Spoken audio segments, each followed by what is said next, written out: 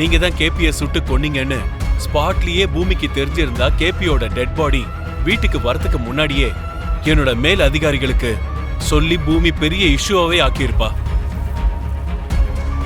ஆனா அவ அப்படி பண்ணலன்னா ஸ்பாட்ல உங்களை அவ பார்க்கலன்னு அர்த்தம்.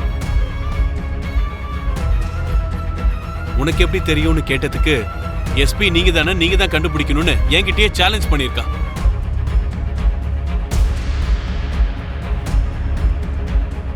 அவ பேசுற கான்பிடென்ட்ட பார்த்தா கேபி புல்லட் பட்டு தான் இறந்து போயிருக்காருங்கிற பக்கா இன்ஃபர்மேஷன் அவகிட்ட இருக்கு.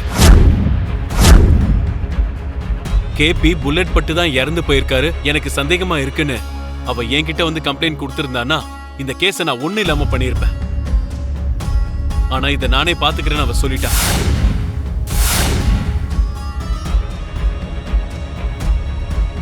ககனோட சப்போர்ட்டை வச்சுக்கிட்டு என்னோட மேல் அதிகாரியை சந்திப்பாளோன்னு எனக்கு சந்தேகமா இருக்கு.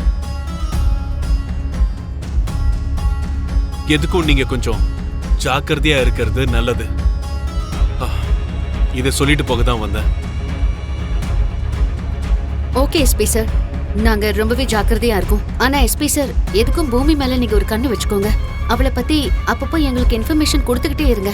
ஷூர், கண்டிப்பா உங்களுக்கு இன்ஃபார்ம் பண்றேன். நான் வரேன் மேடம். நான் வரேன் சார். தேங்க்யூ. நான் தான் கேபியை கொலை பண்ணேன்னு என் எதிரிய கல்யாணம் பண்ணிருக்கிற அந்த பூமி நிரூபிச்சிட்டான்னா அதை விட பெரிய அவமானம் எனக்கு வேற எதுவும் கிடையாது. அந்த அவமானம் எப்ப வரும்னு எதிர்பார்த்து என்னால உட்கார்ந்துட்டு இருக்க முடியாது. கேபியை கொலை பண்ணது நான் தான் போலீஸ் கிட்ட சரண்டர் ஆயிடுறேன். பைத்தியம் மாதிரி பேசாதீங்க மாமா. நீங்க சரண்டர் ஆயிட்டா உங்க பின்னாடி என்ன? அதுக்கப்புறம் நமக்கு உதவி செஞ்ச பாவத்துக்கு அந்த எஸ்பியும் இந்த கேஸ்ல இழுத்துருவாங்க. இல்ல, உங்க வரைக்கும் வரவிட மாட்டேன். நான் அப்ரூவராய் வாக்குமூலம் கொடுத்து உங்களுக்கு எதுவும் தெரியாதுன்னு நான் சொல்லிடுறேன். எமோஷன் ஆகி யோசிக்கிற தன்மையை மறக்கறீங்க மாமா. இத பண்ணது நான் தான் சொன்னதும் சட்டம் அப்படியே உங்களை நம்பிடாது. ஒரு சின்ன சந்தேகம் எழுந்தாலே போதும், கடைசி பேர் வரைக்கும் அதை ஆராயாம விட மாட்டாங்க. மாமா, நீங்க எங்க இருந்தாலும் அந்த இடத்துக்கு வர்றதுக்கு நான் தயாரா தான் இருக்கேன் மாமா. ஆனா நமக்கு உதவி செஞ்ச பாவத்துக்கு அந்த எஸ்பியை மாட்டி விடணும்னு நினைக்கிறீங்க? அபூர்வா, இதோட விளைவு என்னன்னு ஒன்னாலதான் சரியா யூகிக்க முடியல. நம்ம கேபிய கொண்டு பெரிய தப்பு பண்ணிட்டோமா? நம்ம தப்ப மறைச்சு எஸ்பி சாரும் தப்பு பண்ணிட்டாரு. என்னைக்காவது ஒரு நாள் நம்ம எல்லாரும் மாட்டதான் போறோம். அது கூட நம்ம எதிரியோட பொண்டாட்டி பூமியால.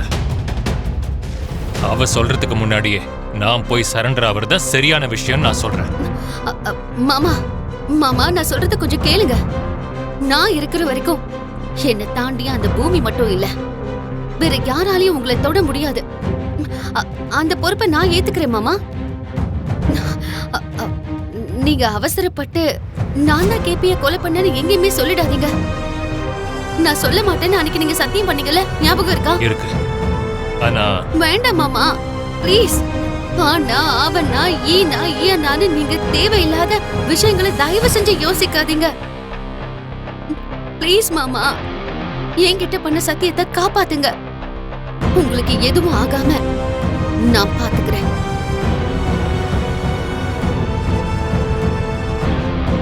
சரி அபூர்வா, உன் மேல எனக்கு நம்பிக்கை இருக்கு. நான் எங்கேயும் எதுவும் சொல்ல மாட்டேன். ஆனா கேபி புல்லட் பட்டு தான் செத்து போனான்னு பூமிக்கு எப்படி தெரிஞ்சது? இந்த கேள்வி இப்பதானே நம்ம முன்னாடி வந்திருக்கு. அதுக்கான பதிலை நான் கண்டுபிடிப்பேன் மாமா. அது வரைக்கும் நீங்க ரிலாக்ஸா இருங்க. நான் போய் காஃபி கொண்டு வரேன். புல்லட் பட்டு தான் கேபி செத்து போயிட்டான்னு அந்த பூமிக்கு எப்படி தெரிஞ்சது? பூமிக்கு எப்படி தெரிஞ்சது? என்னது? அவன் புள்ள வந்து தடுத்தா எல்லாத்தையும் அப்படியே விட்டுருவாளா? குங்குமம் வச்சு வீட்டுக்குள்ள கூட்டிட்டு போனா பின்னாடியே போன மாதிரி வால் ஆடிட்டு போயிட்டாளா? ஐயோ ஐயோ ஐயோ, இப்படி ஒரு கொடுமையை எங்காவது பார்க்க முடியுமா? ஐயோ ஐயோ ஐயோ, என்ன கொடுமை என்ன கொடுமை! இதனால நம்ம குடும்பத்துக்கு ஏதாவது கெடுதல் நடந்துட்டா அத நம்மளால எப்படிமா தாங்க முடியும்? இந்த விஷயத்தை பத்தி நம்ம பஞ்சாயத்து கூட்டியே ஆகணும். அம்மாடி கரெக்டா வந்துட்ட. இதெல்லாம் கேட்டியா? கேட்டுட்டு தான் வந்தேன் சித்தி. கேட்டுட்டு அமைதியா இருந்தா அந்த ககன் இன்னும் ஓவரா ஆடுவான். நம்ம கலாச்சாரத்தை நீ எப்படி மாத்தலான்னு அவனை நிக்க வச்சு கேள்வி கேட்கணும். பெரியவங்க முன்னாடி நிக்க வச்சு கேள்வி கேட்கணும். ஒருவேளை முடிஞ்சா அவனை கால் கீழே போட்டு மிதிச்சிடணும். சித்தி கொஞ்சம் அமைதியா இருக்கியா? இந்த விஷயத்தை பத்தி நம்ம அப்புறம் பேசிக்கலாம். போங்க, போய் அவங்க வேலையை பாருங்க. இல்ல அண்ணி, நான் தான் சொல்றேன்ல மீரா, நம்ம அப்புறமா பேசிக்கலாம். போங்க. நீங்க சொன்ன சரி.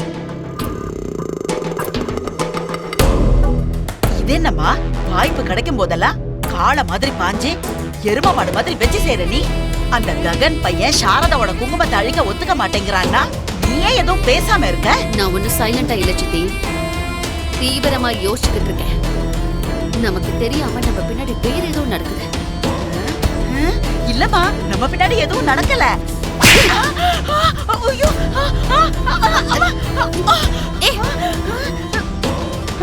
என்னம்மா?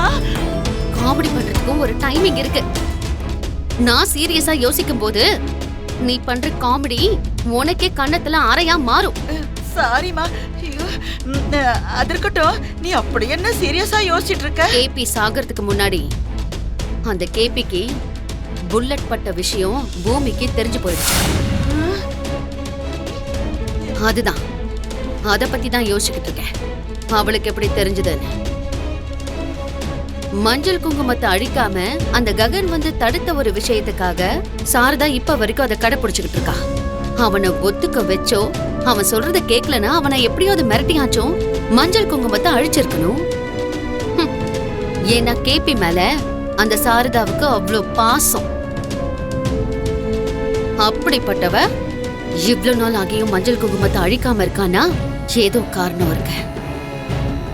அந்த காரணத்துக்கும் அந்த கேபி சாகறதுக்கு முன்னாடியும் அவன் புல்லட் பட்டு தான் செத்துருக்கான்னு அந்த பூமிக்கு தெரிஞ்ச விஷயத்துக்கு நடுவுல ஏதோ நடந்திருக்கு.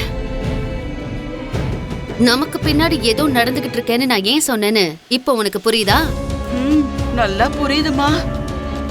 இவ்வளவு விவரமா எனக்கு முன்னாடியே தெரிஞ்சிருந்தா என் கண்ணும் இந்த அளவுக்கு பழுத்திருக்காதுன்னு நினைக்கிறேன். சரி, இப்ப என்ன பண்ணலாம்னு நினைக்கிற? கண்டுபிடிக்கணும் சித்தி. நமக்கு பின்னாடி ஏதோ ஒண்ணு நடந்துகிட்டு இருக்க. கண்டுபிடிக்கிறேன்.